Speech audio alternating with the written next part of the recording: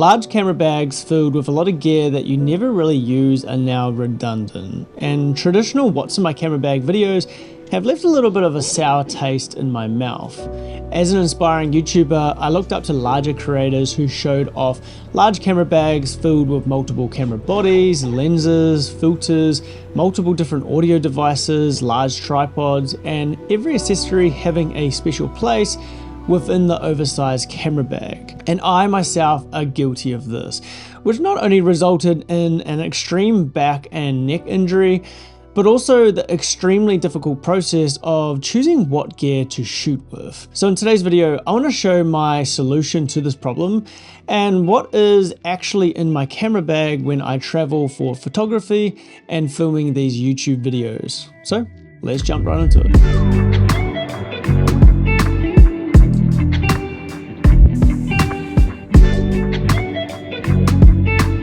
So I did just get back from a trip to Bali, Indonesia, and this is the gear that I brought. I've been really trying to downsize the amount of gear to bring, and like I said before, last year I did sustain a neck injury from poor posture of walking around with a heavy camera bag. The physiotherapist explains that a heavy bag on your back results in tight hamstrings, weak glutes, a tight mid-back, and a strained neck from that poor posture. And as a photographer, this results in less productive time taking photos due to the discomfort, and I know that we can all relate to this. So my solution is to take that weight off my back, put it on the floor with a light camera bag on wheels.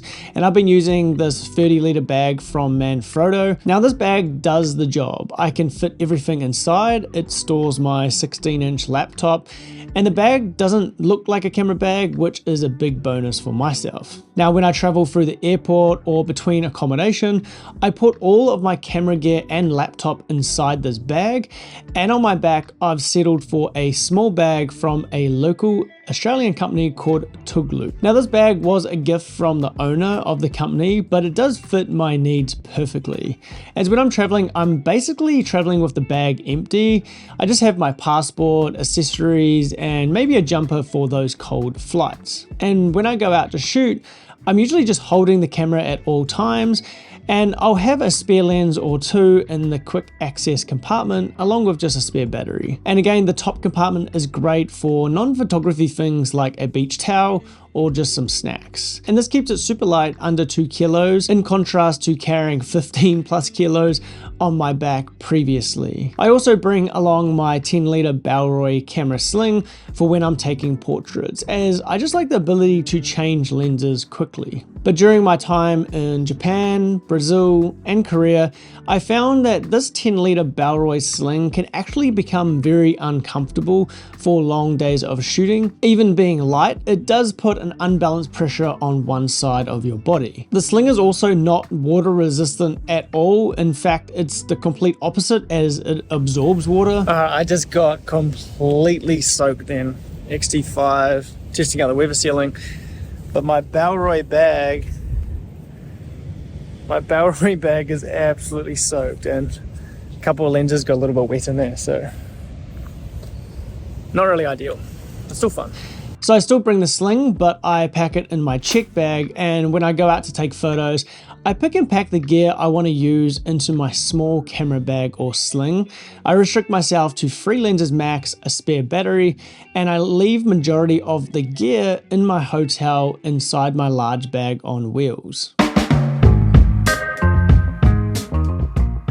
And my main photography camera for the last 3 months has been the Fujifilm XT5. This camera is so small and compact compared to my full frame camera body and lenses, and you actually get that full frame look via the layout of the Bayonet X-Trans 40 megapixel sensor along with that DR setting. So I've been using the DR200 setting, and if you don't know what this is, it basically takes a higher ISO image and blends it with a lower ISO image to give you more dynamic range. It is kind of like an HDR processing, but it doesn't give you that nasty HDR look. And that's why I say that it gives you that kind of full frame look, and the raw files edit very similar to my Sony a7 IV with its full frame 33 megapixel sensor. Next week, I'll be doing a full 3-month review on the Fujifilm XT5. So if you want to see that video, make sure you subscribe.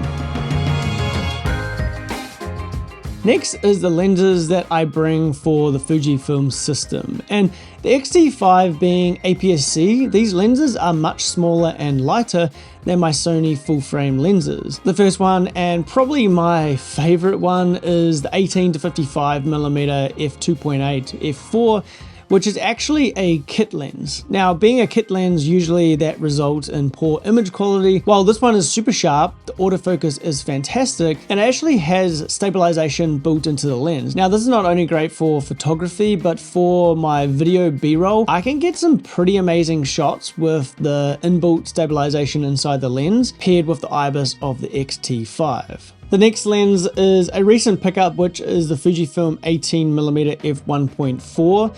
Now, this lens gives you a 28mm full frame field of view, and I think it's a fantastic lens, definitely one of the best lenses that I've tested from Fujifilm. This lens's build quality and image quality is absolutely fantastic. I do have a small complaint with regards to the aperture ring. I just think it's a little bit too loose. I also had a very sour taste in my mouth when I bought this lens because of the price. I bought it for around $1,300 Australian while on sale, which is absolutely ridiculous, as my Sigma full frame 35mm f1.4 was much cheaper than that. So a great but very expensive lens, and that's why I'm super excited to seeing what Viltrox start putting out. And that brings me on to the next lens, which is the Viltrox 27mm f1.2. Now, if you are a regular viewer of the channel, you'll see that I absolutely love this lens. The background renderer is absolutely gorgeous. It has amazing autofocus, it's super sharp.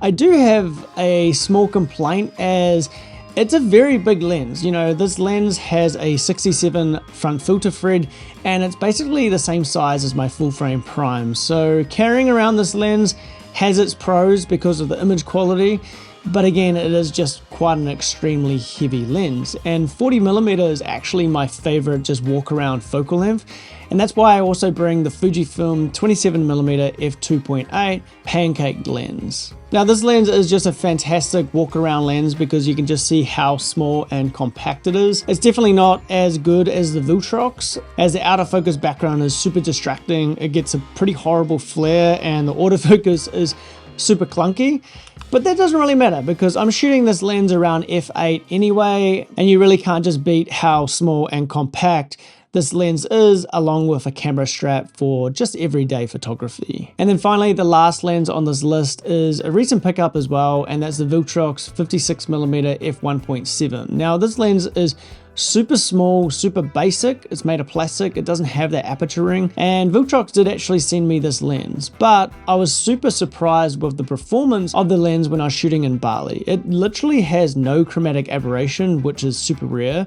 The autofocus is as good as you're going to get on a Fujifilm system. The lens is sharp corner to corner, and also handles very tough lighting conditions, like when I was shooting at the beach with harsh backlit examples. And typically on 85mm you can get some pretty washed out results, but surprisingly this lens held up very well. And the biggest surprise of this lens is that it retails for $160 a USD. As to remind everyone, all the products that I'm talking about today, there is links in the description down below for Amazon and B&H if you want to pick that up. And if you do like the way that I edit my photos, I just released a new V-free Lightroom preset pack that's based off my favorite film stocks. So if you do like the way that I edit my photos and you want to replicate that style, check out the link in the description down below. The next thing I want to talk about is some accessories that I bring. Now, this is a super minimal list. I don't bring ND filters or mist filters or just all this random stuff that we just don't end up using. I literally just bring a spare battery. I've been using some SD cards from Nova chips that they sent me. So these are 256 gigs. And during my time in Bali, I never had to change SD cards. I was dual recording to 2 cards. I also bring a Peak Design camera strap that I attached to the XT5 when I'm shooting on the pancake lens, just as a walk around lens. And I also put an Apple AirTag in each 3 of my bags, just to make sure that I can track my stuff.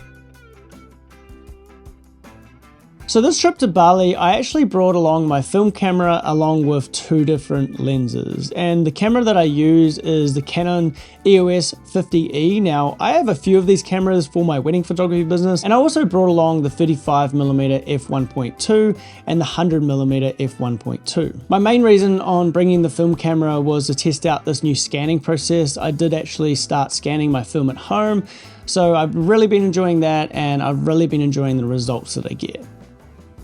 So that's basically it for all of my photography kit. Now, if I wasn't making YouTube videos, that's basically all I would bring, maybe even a little bit less. But this next section of the video, I'm just going to briefly go over some of the gear that I bring along for filming these YouTube videos while I travel. And the third camera body that I bring is also a backup photography camera and lens, and that's the Sony a7 IV with the Tamron 28-75. Now this combination is fantastic because if my XT5, touch wood, does break, I can basically shoot the whole trip on this setup. And this is also not only a photography camera, but also an amazing video camera for filming B-roll and also just filming some talking head videos. And finally, the last camera that I bring along, and this is actually a recent pickup before I went to Korea, and that is a DJI Osmo Pocket 3 along with the DJI Mic 2. I've been super impressed with the image quality coming out of this little 1-inch sensor, and paired with that little mic with the 32-bit internal recording. So my camera bag setup isn't perfect for everyone, but it's definitely perfect for me for my photography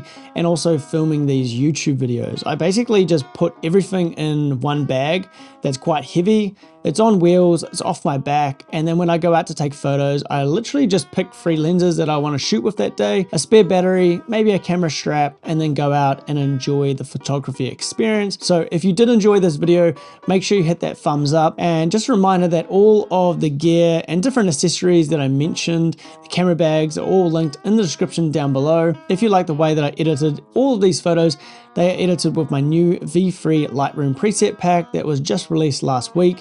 That's in the description down below. Now, I'm actually heading off to Europe in 2 weeks to film and photograph a wedding.